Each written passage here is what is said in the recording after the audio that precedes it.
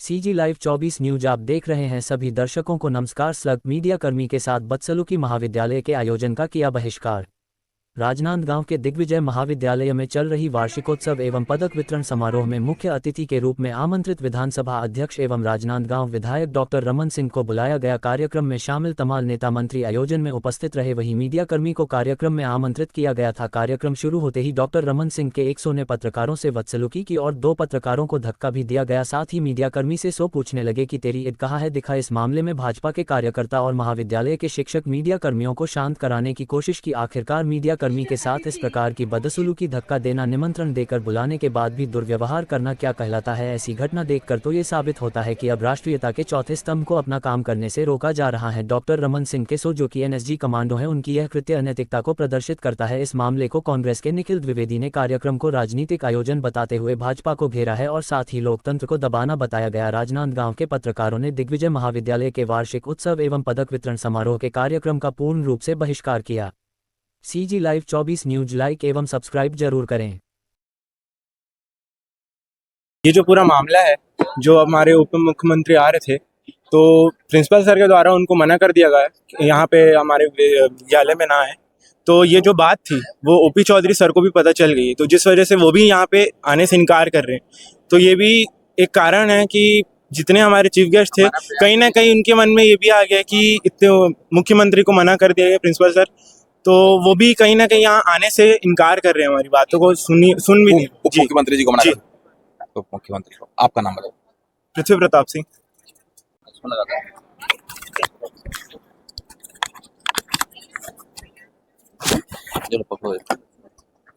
क्या विरोध?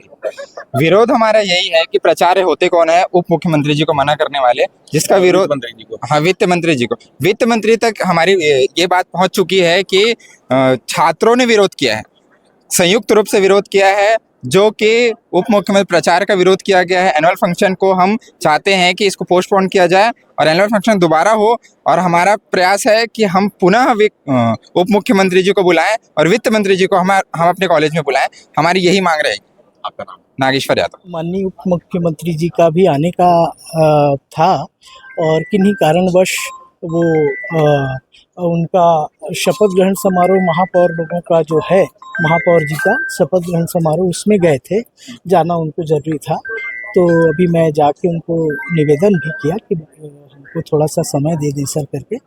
अब वहाँ उनका अलग और शेड्यूल है, तो उसके तहत वो शायद नहीं आ पाए। सर, हम लोग को जो जानकारी है, शेड्यूल बना हुआ है, पहले तो आप ही क्या आना था, आप हाँ। सूचना दिए कि भीड़ नहीं है किसी नहीं का। नहीं, ऐसा नहीं है, ऐसा नहीं है। वो और हमारे माननीय मंत्री जी और आ रहे हैं, हमारे और गेस्ट आ रहे हैं। चौधरी साहब का तो कैंसिल बता रहे चौधरी साहब नहीं, अभी 12:30 बजे चौधरी साहब भी आ रहे हैं। तो इसी कारण ये था कि सब एक साथ हो जाएं, हमारा आयोजन अच्छा हो।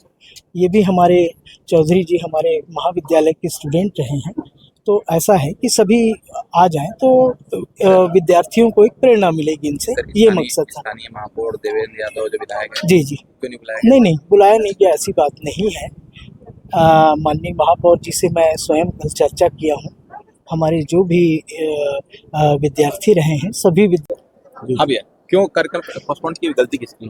कार्यक्रम पोस्टपोन होने का कारण ये है कि अभी जो हमारे चीफ गेस्ट थे, उप मुख्यमंत्री जी विजय शर्मा जी, वो आ रहे थे। आते तक वो भिलाई 3 तक पहुंच चुके थे कल्याण महाविद्यालय आने के लिए। उसी समय प्रिंसिपल साहब द्वारा उनको बोला गया कि आप यहाँ नहीं आइए क्योंकि कॉलेज में भीड़ नहीं है, और ये कहने के कारण वो वापस चले गए, जिस वजह से जो हमारे कॉलेज के और भी साथी हैं और ABP और बाकी से जुड़े हुए लोग हैं, उन लोगों ने यहाँ विरोध प्रदर्शन किया और उनको बोला कि आप जाके इस चीज़ की माफ़ी मांगिए। और हमारा जो NSCI का विरोध है वो हमारा अलग विरोध है।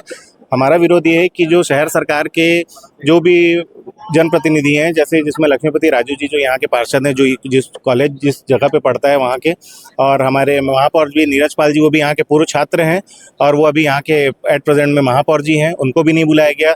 तीसरा, इस विधानसभा के देवेंद्र यादव जी विधायक हैं, उनको भी नहीं बुलाया गया। तो हमारा NSCI का विरोध ये है कि हमारे जो भी जनप्रतिनिधि हैं उनको नहीं बुलाया गया है।